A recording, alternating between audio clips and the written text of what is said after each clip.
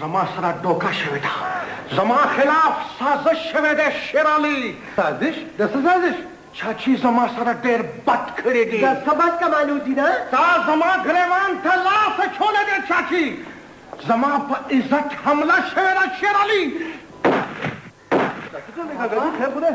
نو په خولې خبرې کوه که د دې ډزو څه مطلب دی؟ دا خو خالي ریاستل دی، اصلي شوټینګ خو لا پاتې دی چاچي. زموږ غلطي زموږ خطا. تا زما لور ایکسپلایټ کړې ده. دا دوکه ده، فریب دی، فراق دی. وای دا سړی خو موږ په خپل کور ګرځي، ته ورته څه نه وایې شیر علي؟ زه به ورته څه ووایم بیبي؟ ما خو تا ته مخکې ویلو چې بې تپوسه بې پوښتنې خلک دومره غټ کارونه نه کوي. نو دا ما ورسره بد کړي دي چې د لور دپاره مې والا دومره ښه کور کتلی دی. جلات خان خو د کلي د ټولو نه لوی خان دی. د دې کلي د ټولو نه لوی فراډ زما تربور.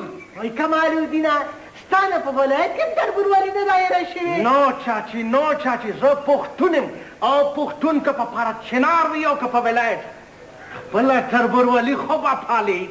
وای بچې ګوره موږ خو ستا مشران یو که نه؟ ما خو ستا د ښېګړې دپاره د خپلې نسیا رشته منظوره کړې وه. جنۍ خبر نه، د جنۍ پلار خبر نه، ته د خپله ځانه د خلکو رشتې منظوره. په لندن کې خو داسې نو شیر علي. ما مې د بیبي سره خپل سره ښه خو کړی دی کمالودینه، خو دا له چا مني؟ وای خامخله شیر علي که ستا په سر کې عقل وی که نه تا به داسې خبره نه وه کړې. نو دا خبره خو ماماګان هم نه مني که نه بیبي، ستا غلالاګان. نو زم په دې خبره کې د چا نه منم. ما د مرغۍ سره ژبه کړې ده او دا پښتو ده. ژبه ستا خوله کې هم شته، زمام او زما د لورم. تا د دې ټولو جمونه بس خپله پښتو جوړه کړې ده. دا دوکه ده، فراډ دی. څه چل دی؟ هر چل چې دی زما د لیټ اول دین خان په سر کشته وي چې دغه واده به نه کېږي. دا ستا د خولې خبرې دي.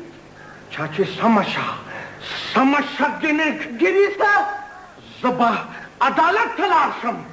عدالت ته؟